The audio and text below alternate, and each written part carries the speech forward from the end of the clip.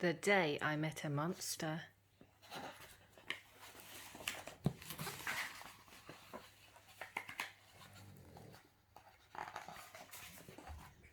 One day I met a monster. He jumped out and said, "Boo!" "Hello," I said calmly. "I'm Sally. Who are you?" He smiled a cheeky grin and wiped away some monster drool. Then, before I knew it, the monster followed me to school. He got me into trouble when I took my spelling test. I got one answer right, but he ruined all the rest. He hid under the table and ate noisily at lunch. The monster was so messy, chewing loudly, "Munch, crunch, munch."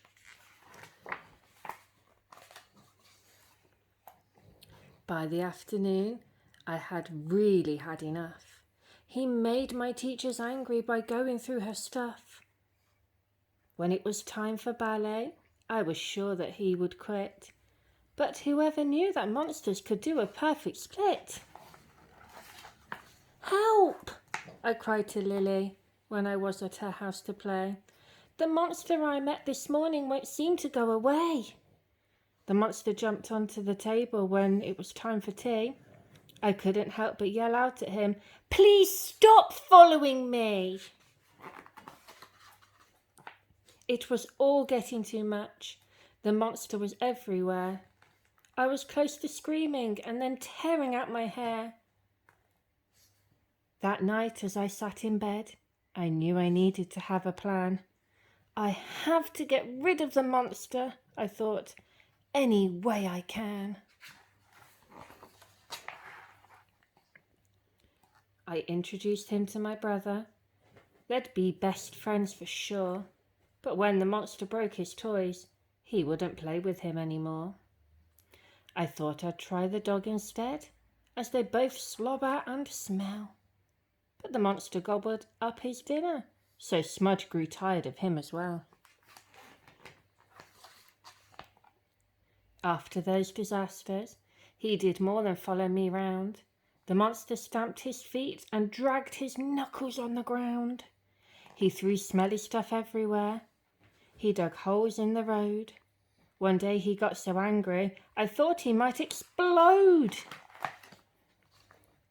So I sat down with the monster. And as I looked into his eyes, he said his first words to me, and it took me by surprise. I don't want to scare anyone," he said, "like other monsters do. The only person I've made friends with in a while, Sally, is you." This whole time he hadn't scared me. I hadn't even heard him roar. Then I saw the other monsters. I'd never felt so lucky before. "I'm so sorry, monster," I said.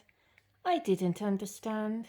Then I leaned forward towards him and took him by the hand. Monster jumped up in the air and he grinned his toothy smile. Then he grabbed me in the biggest hug I'd had in quite a while. Now we are the best of friends. Monster never feels sad. In fact, Monster is the most fun friend I think I've ever had. The end. Thank you for listening.